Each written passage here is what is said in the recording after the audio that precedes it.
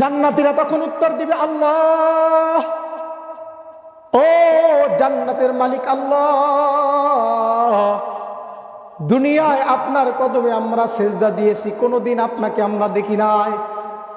দুনিয়ায় আপনার প্রতি আমরা ঈমান এনেছি, বিশ্বাস এনেছি, আপনাকে দেখি নাই। ও আল্লাহ, দুনিয়ায় যত ভালো কাজ করেছি সব কাজ আপনার খুশির জন্য করেছি মালিক, আপনাকে দেখি নাই। আপনাকে না দেখে দুনিয়ায় ভালো কাজ করার কারণে আপনি জান্নাত দিছেন। ও মালিক, জান্নাতে আসার পরেও কি আপনাকে আমরা দেখব না? জান্নাতে আসার পরেও কি আপনাকে আমরা দেখব না? আল্লাহ, দিলের অশান্তি দূর করার মনে হয় মাধ্যম হলো আপনার সাক্ষাৎ। যতক্ষণ না আপনার মোলাকাত না পাবো, আপনার সাক্ষাৎ না পাবো, ততক্ষণ পর্যন্ত হয়তো অন্তরের অশান্তি পাবো না। কথা বলেন ঠিক কিনা?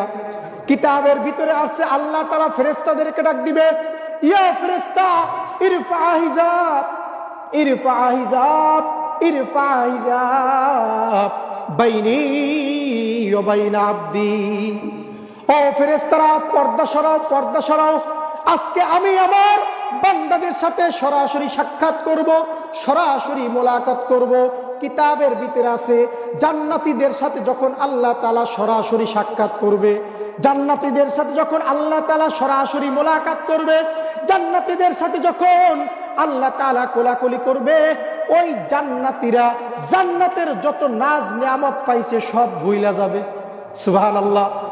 জান্নাতের সমস্ত নাজ নিয়ামত ভুইলা যাবে যে আল্লাহ তাআলার সাক্ষাৎ, আল্লাহ তাআলার মোলাকাতে দিলে কি পরিমাণ প্রশান্তি পাওয়া যায়।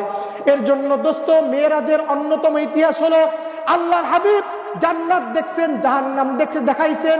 আল্লাহর হাবিবকে সবকিছু দেখানোর পরে আল্লাহ তাআলা আপনার আমার হাবিবকে 5 ওয়াক্ত নামাজ হাদিয়া দিয়েছেন। কয় ওয়াক্ত নামাজ?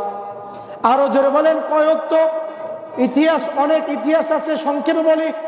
50 ওয়াক্ত দিয়েছিলেন, কমাইতে কমাইতে কোন আল্লাহর বান্দা যদি 5 ওয়াক্ত নামাজ ইহতিমামের সাথে, জামাতের সাথে আদায় করে, আল্লাহ পাক রব্বুল আলামিন ওই বান্দাকে 50 ওয়াক্ত নামাজের সওয়াব দিয়ে দিবে। এর জন্য দোস্ত, মেরাজের যে শিক্ষা, 1 নম্বর হলো মেরাজের বিষয়গুলো আমাদের জেহেনে আসুক অথবা না আসুক, মেরাজের প্রত্যেকটা বিষয়ের উপরে ঈমান স্থাপন করতে হবে, বিশ্বাস স্থাপন করতে হবে। এটা হলো মেরাজের শিক্ষা। কথা বলেন ঠিক কিনা? 2 নম্বর বিষয় হলো যে মেরাজে আল্লাহর হাবিব সাল্লাল্লাহু আলাইহি ওয়াসাল্লামকে যে হাদিয়া দিয়েছিলেন 5 ওয়াক্ত নামাজ, আমাদের সবাইকে এই 5 ওয়াক্ত নামাজকে ইহতিমাম করা, কদর করা। 5 ওয়াক্ত নামাজ আদায় করার জন্য যদি কষ্ট করতে হয়, মেহনত করতে হয়, আদায় অর্থ নিজে একা একা নয় দোস্ত। আদায় অর্থ কি? একা একা আদায় নয়। আদায় অর্থ আপনি আদায় করবেন, আপনার স্ত্রী আদায় করবে, মা বাবা আদায় করবে, সন্তান আদায় করবে। আপনার সামাজিকভাবে যাতে করে সালাত আদায় হয়, এটার জন্য চেষ্টা, মেহনত করা। রাষ্ট্রীয়ভাবে যাতে করে সালাত বাধ্যতামূলক হয়, এটার জন্য চেষ্টা, মেহনত করা। এটাই হলো আদায়ের অর্থ। কথা বলেন ঠিক কিনা? যদি কেউ বলে থাকে ইসলামের সাথে ইসলামী রাষ্ট্রের সাথে কোনো সম্পৃক্ত নাই, রাষ্ট্রের সাথে ইসলামের সম্পৃক্ত নাই, আমি মনে করি তার কোনো জ্ঞান নাই। কথা বলেন ঠিক কিনা? আল্লাহর হাবিব তিনি রাষ্ট্র পরিচালনা করেছেন কিনা? কথা বলেন। জন্ম থেকে শুরু করে মৃত্যু পর্যন্ত, পাকের ঘর থেকে শুরু করে সংসদ পর্যন্ত সমস্ত জায়গায় ইসলামের নীতিমালা, বিধিবিধান আছে কি নাই? কথা বলেন। কোন স্থানে যদি কেউ বলে ওই স্থানে ইসলামের নীতিমালা নাই, ওই বিষয়ের উপরে ইসলামের কোনো নীতিমালা নাই, তাহলে ইসলাম কি পরিপূর্ণ না অপরিপূর্ণ?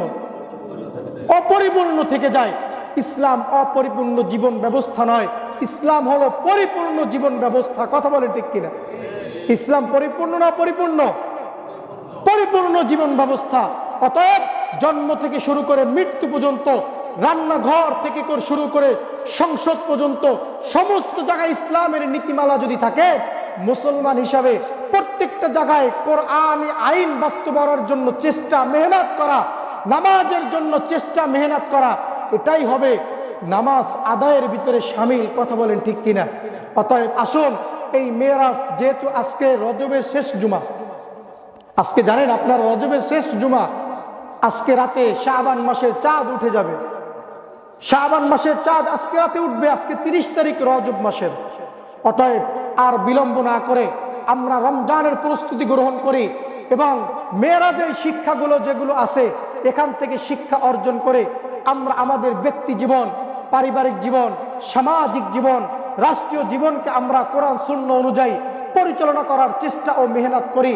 আল্লাহ তাআলা আমাকে সহ আমাদের সবাইকে কবুল করুক, জোরে বলি আমিন।